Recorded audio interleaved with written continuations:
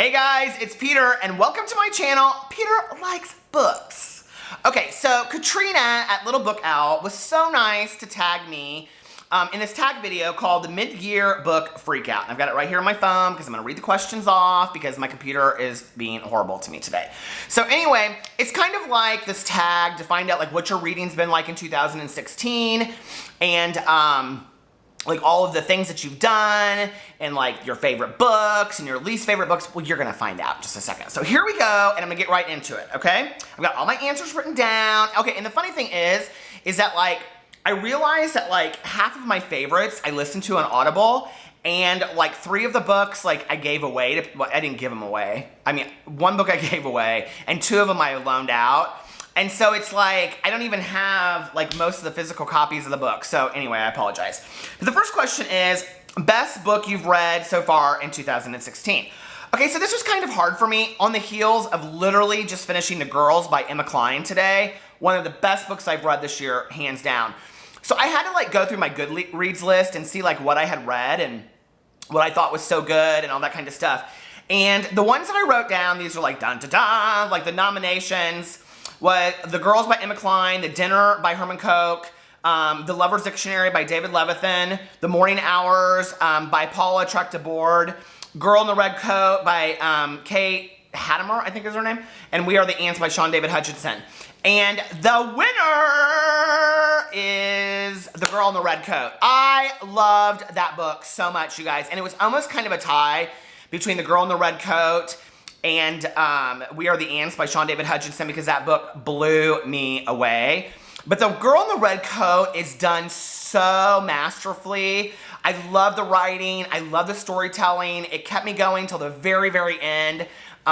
It's fantastic. If you guys liked The Girl on the Train, it's similar to that, but a totally different kind of mystery. And the writing is just absolutely beautiful. So, okay, that was number 1. Number 2, shall we see what our question is? Best sequel you've read so far in 2016. Okay, so here's the deal, you guys. Like, until I started doing my BookTube channel, I didn't read a lot of like sequels and, you know, trilogies and things like that. Do you guys like this shirt? My mother-in-law got this for me. I'm not sure. She got it for me for my birthday. Anyway, okay. So I like the color. I don't so much like the neck that shows off my fatty fat. Okay, so I'm not a big trilogy or series person. I don't know. I am now. I'm getting kind of into it. But I have to say that my favorite sequel of this year was The Road to Amazing by Brent Hardiger.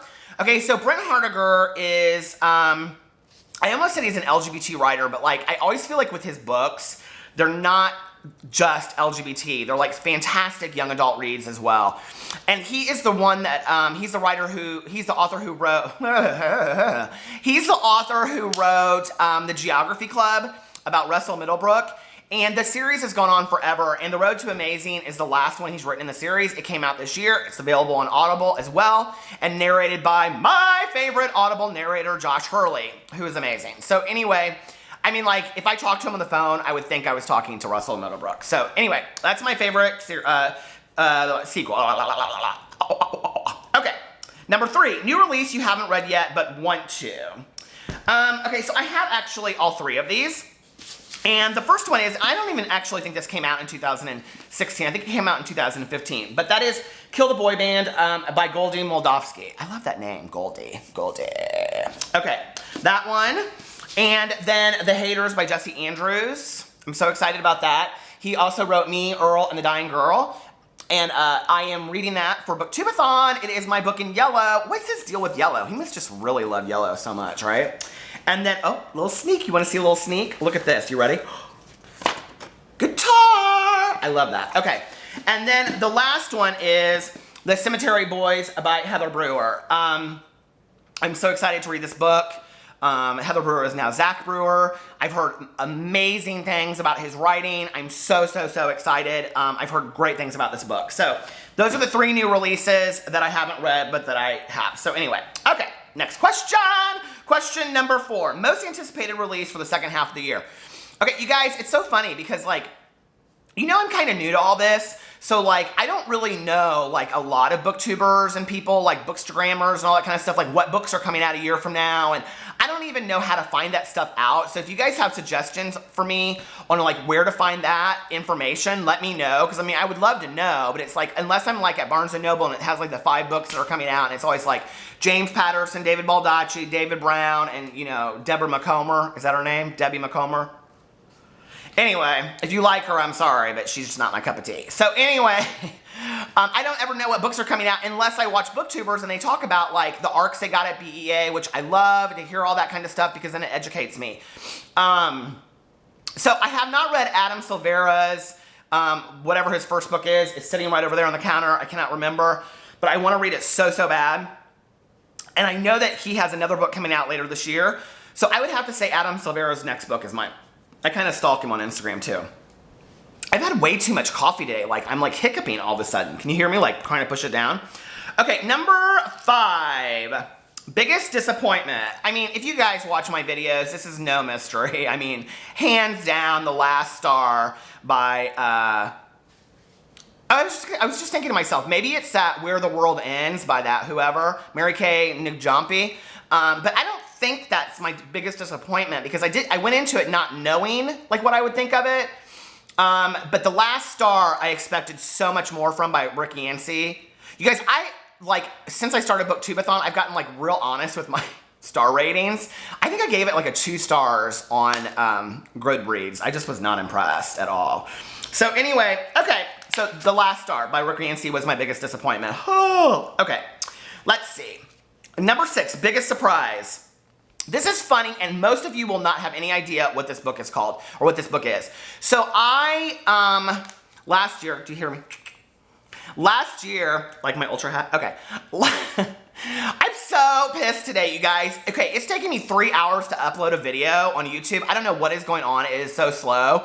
And I don't have that much space on my computer, so I have to bring out my other computer. It's just been a mess of a day, and I was just gonna be like, video, all this day, and it's just not happening. Okay, so, last summer, or last fall, like I was real into reading LGBT YA books.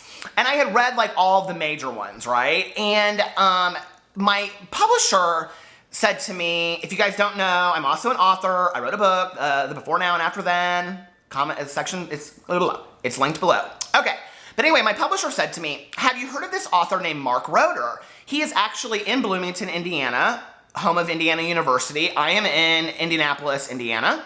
So that's about a 2-hour drive, which is really interesting. I was just thinking about, well, scratch that. But anyway, and so I reached out to this guy, no response, whatever, I don't care. But he's written like 50 books, and she was like, look at the covers of his books. So his books he's like a series called like The Bloomington Boys, and it's like really bad, like, this is so bad to say on here, you guys, but for those of you that know what I'm talking about, it's like really bad, like porno movie covers from like the 80s, okay? Like, I was too young in the 80s to be looking at porno covers, so I'm just imagining what that, but it's like a guy on a bike with like Speedo shorts. They're cheesy, you guys. They're so bad. So I was real hesitant to read one of his books, but he's got like tons of fans, right? So I Googled like, what is Mark Roeder's best book? And it came up with a book called A Better Place. Blew me away. I mean, I was like I listened to it on Audible. I listened to so many books on Audible, and I was like 20 minutes into this book, and I thought, this is not for me. But you guys, I mean, it deals with homophobia, coming out, it's a love story, it deals with abuse, physical and verbal abuse. I mean, it is absolutely incredible, you guys. It is one of the most fantastic books I have ever read, and of the LGBT community of books. Doesn't even make sense. But anyway, and I hadn't even heard of it before. So Mark Roeder's A Better Place. Okay. Favorite new author, debut, or new to you? Well, this is like new to me, but she's only, well, that's not true. I looked her up. She's got like 4 books out. But is Paula Truck DeBoard. She wrote The Morning Hours. I think I did a full review on here of that. I was just like, I loved her. I mean, she knocked my socks off with The Morning Hours. I just was so enraptured by this book. And she has another book out that I just bought on Audible, and it's called The Drowning Girls, and I'm so excited to read it because it's totally different. Like, this book was about a farm in Wisconsin and like this eerie thing that happens. And her next book is about like this woman lives with her husband in this gated community in Florida, very Stepford Wives-ish. I'm like, this is totally different. And I love when authors can like go and do that, you know, like Stuart Ornan, who I love. every book that he writes is completely different. So, okay. That Paula trucked the board. And in my past video, I went back and forth between calling her Paula and Pamela. Paula and Pamela. So, Paula. All right.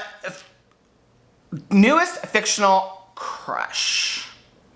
Okay, you guys, this is really hard for me. I mean, like, for real, I'm 44 years old. So if I say something, like, I mean, I would have to have, like, I don't know how to say this. Like, but if I said, like, some young adult character, then it looks real pervy, right? So if I'm reading a young adult book, I think of reading it as a teenager. I don't know if that makes sense to you guys at all, but, like, I don't think of, like, if I'm reading, like, the Fifth Wave series, I don't think of it as, like, me reading, you know, it as a 44-year-old. I think of it as reading it as like a 16 or 18-year-old like they are. Or I'm relating to it in that way. So for me, I have to say it was Ben from The Last Star. He really became a different person in this series, or that book, and I really liked him. So anyway, I don't really have other than that. I don't know. I don't really get fictional crushes. I mean, I know so many people do and they fall in love with these characters, but I just don't. I don't know. Okay, number 9, newest favorite character. And I said Simon Snow from Rainbow Rowell's Carry On. I mean, how can you not love this kid, right? I mean, he's so fantastic. Okay, number 10, book that made you cry. I actually have 2. And the first one was We Are the Ants by Sean David Hutchinson. I remember when the book was over, I just was bawling in my car, you guys, driving around. I listened to it on Audible. And then The Sky is Everywhere by Jandy Nelson. Same thing. I mean, just the end of that book, both books are, I love when a book is like tied up so neatly and beautifully that it's just so well done. And both of those books were just tied together so beautifully. Okay, number 11, a book that made you happy. Well, Drag Teen by Jeffrey Self. And I was like looking for it on my bookshelves. I was like, I know I have this book here. Where is it?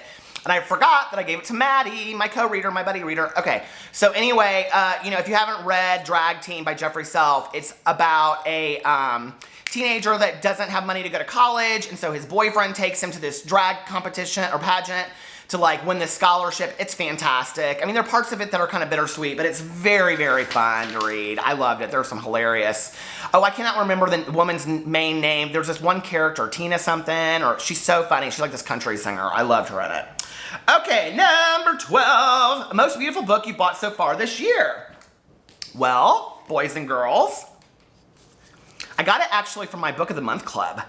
Sleeping Giants by Sylvain Neuvel.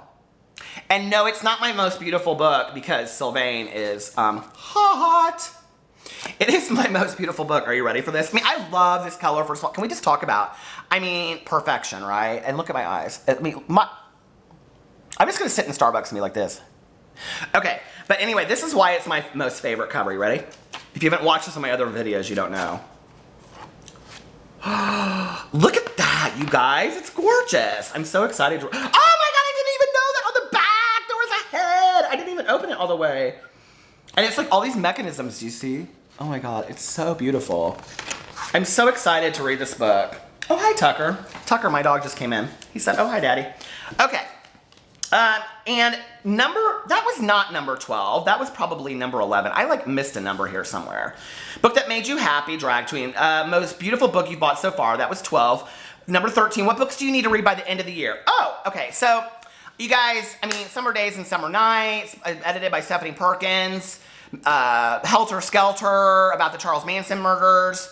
You know, all that. I have so many books that I need to finish. Me before you, because Maddie and I are supposed to be doing a video, and I'm still on page 19. But the number one thing that I need to read this year, because so many people love it, and so many people tell me to read it, and no, it's not the Raven Boys series by Maggie Stiefvater, although I do want to read that. But it is Miss Peregrine's Home for Peculiar Children by Ransom Riggs.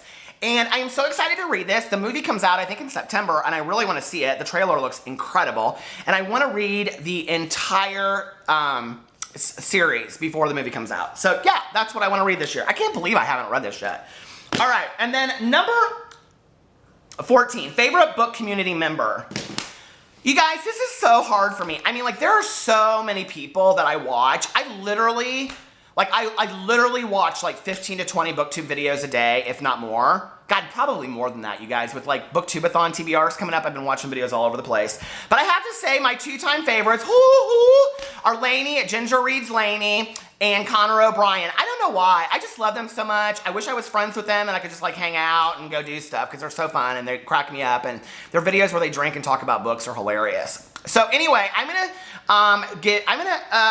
do a shout out and have Connor O'Brien and Lainey do this video, and also Philippe at the YA Reader. So I don't know if any of them will do it, probably not, or anyway, I don't know.